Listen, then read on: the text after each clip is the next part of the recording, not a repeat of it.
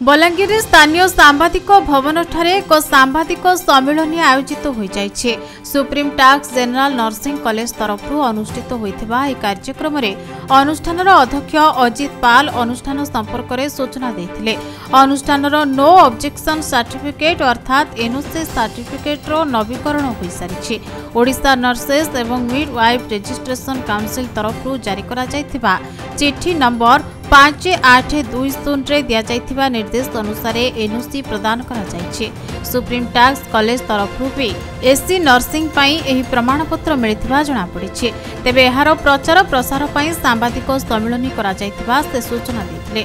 आमे अपेक्षा करिथिलु जेमिति प्रत्येक वर्ष एनओसी रो रिन्यूअल हुए सेही परी एई 2024-25 रो एडमिशन पई एनओसी रिन्यूअल हबार थिला। टिके विलंब होइथिला किंतु तथापि आमे धन्यवादी डीएमईटी एवं ओएनएमआरसी कर्तृपक्षों पाखरे जे से माने हमर कॉलेज रो 2024 एवं 25 एकेडमिक ईयर रो एनओसी को रिन्यूअल करछंती। आ एबे आमे छात्र छात्री मानकर एडमिशन प्रक्रिया जारी रही एवं कोनोसी प्रकार असुविधा हेउ नाही।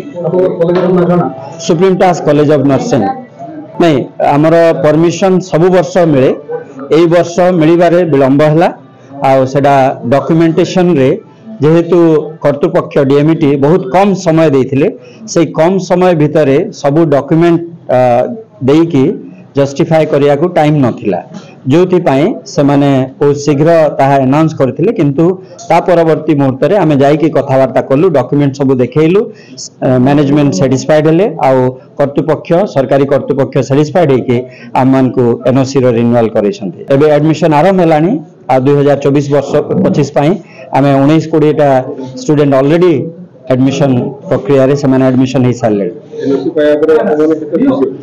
आपण मान सहित आमे खुशी जेतु आपण माने मध्य खुशी, कारण एई अंचल रो विकास पई हमर सांबादिक भाई भौणी माने आपण माने सबु बेले कार्यरत एवं आपण मानकर खुशी हमर खुशी हम समस्तंकर खुशी, कारण एई अंचल रो पुओ झियो माने एई सुविधा पाइबे। बीएससी नर्सिंग करिकी से माने मेधावी नर्स हे पारिबे, एहा हमर आशा एवं अपेक्षा। सेति में आमे हमर मैनेजमेंट हमर छात्र छात्री समस्त एवं पेरेंट्स माने विशेष करी बहुत खुशी। बलांगीर गुप्तेश्वर पृष्टि रिपोर्ट खबर ओडिशा।